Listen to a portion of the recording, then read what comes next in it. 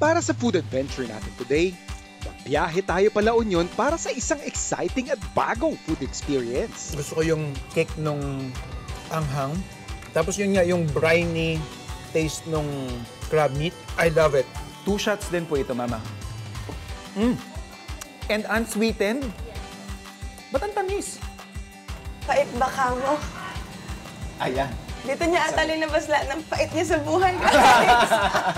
Makiki-food trip tayo sa isa sa mga iconic na kainan sa Maginhawa. We only started like a garage, talagang hole in the wall. Kasi ang iniisip lang namin nun, kung ilang tao lang in one day, siguro hindi pa aabot ng 100. At maghahanda tayo ng panalong dishes from the freshest ingredients sa isang farming community in the city. Gagawa tayo? Spinach pizza. Ito yung kadalasang ingredient na sinasama natin sa mga savory dishes. Pero for this one, gagawa tayo ng parang pinaka-sauce gawa sa bulaklak ng kalabasa. Let's go food up sa ating food exploration, ang New Greenland Community Model Farm dito sa Bagong Silangan, Quezon City. Si Mamuena, na isa sa mga masisipag na tagapangalaga dito, ang nagsilbing tour guide ko sa 7 ektaryang urban farm na ito na itinayo noong 2021 para magsilbing vegetable capital ng syudad. Labanos, kalabasa, may pechay, may spinach. Ano pa ba yung nakita ko doon? May kamote po kayo doon, ano? Sa tulong ng samut-saring mga tanim nila dito, nagkaroon ang komunidad ng mga residente ng Bagong Silangan ng regular na pagkukunan ng mga sariwang pagkain at syempre kabuhayan din para sa mga urban farmers na nagtatrabaho dito.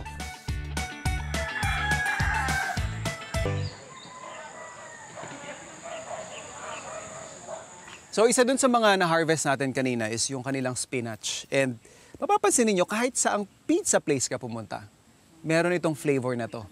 Gagawa tayo? Spinach pizza. Gagawa tayo ng sarili nating dough from scratch. So ito yung ating all-purpose flour. So unahin muna natin yung ating mga dry ingredients. We'll also add in some salt. Of course, yung ating flour, meron na yung natural na sugar, kumbaga. Pero para lang mas mapabilis yung pag-alsa ng ating dough, lagay tayo ng konting asukal. And then finally, doon sa ating mga dry ingredients, yung ating yeast.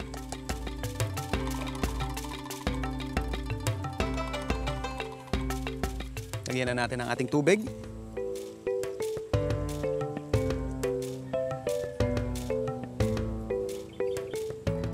Kapag yung mixture ninyo or yung dough na binubuo ninyo, meron isang ingredient na oil-based or fat, I would suggest na ihuli nyo siyang ilagay. In this case, nilagay muna natin yung tubig, tapos hihayaan muna natin na ma-absorb nung ating all-purpose flour yung tubig bago nyo ilagay yung oil. Kasi ang mangyayari, hindi niya totally makukuha kapag pinagsabay nyo yung both liquid ingredients natin. Ito yung tinatawag nating process ng autolysis sa baking. You'd normally want to let it stand for at least 30 minutes para yun nga, totally ma-hydrate yung mga particles or yung mga pira-piraso ng ating all-purpose flour. Once na kontento na kayo, tingin ninyo fully hydrated na yung inyong dough, saka natin ilalagay yung ating fat or yung in this case, ating olive oil.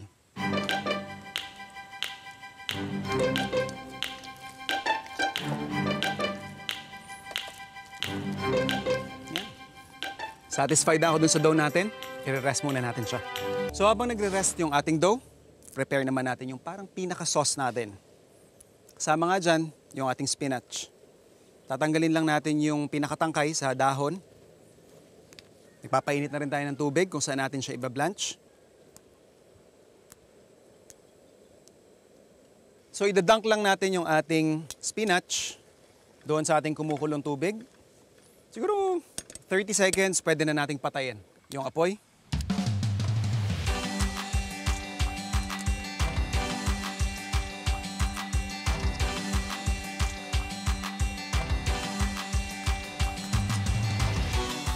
Para tanggalin lang yung excess moisture, ipagyan lang natin siya.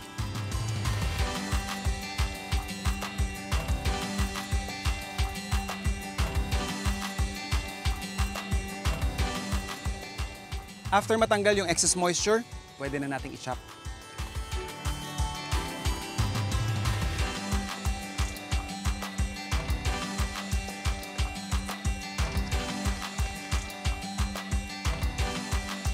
So after magdoble nung ating dough, ito na yung first rice na tinatawag. De-deflate natin siya. So iro-roll lang natin yan ulit. And then saka natin ipoportion yung dough natin.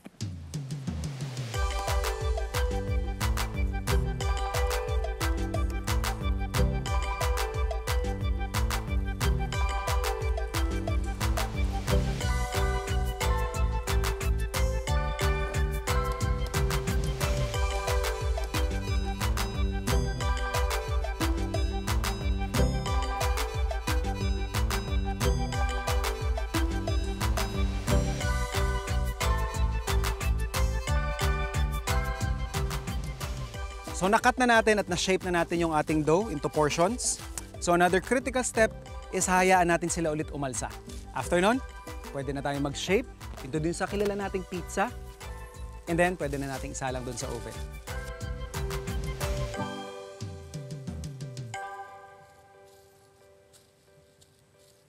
So ready na yung spinach natin. Blanched. Squeeze na rin natin. Na-chop na natin. Pwede na nating lagyan ng cream cheese.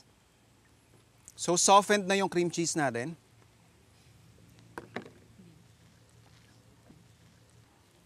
And since magiging pinaka-topping or sauce siya, depende na lang din sa preference niyo kung gusto niyo ng ganyan siya kalapot or kakapal. Pero ako, mas gusto ko lang siyang panipisin ng all-purpose cream.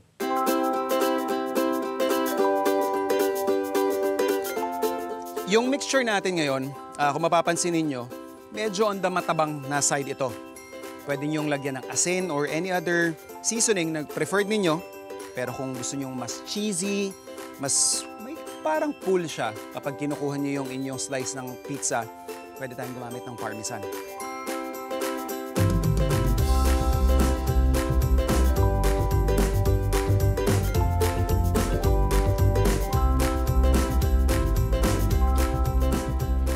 So ready na yung ating spinach mixture. Meron na rin tayong dough na naka-rest doon. Pwede tayo mag-shape ng ating pizza. So, lagyan lang natin ng oil para hindi dumangkit yung mismong dough natin.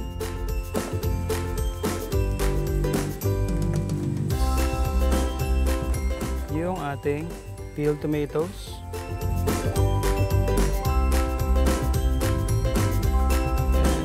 And finally, ating spinach.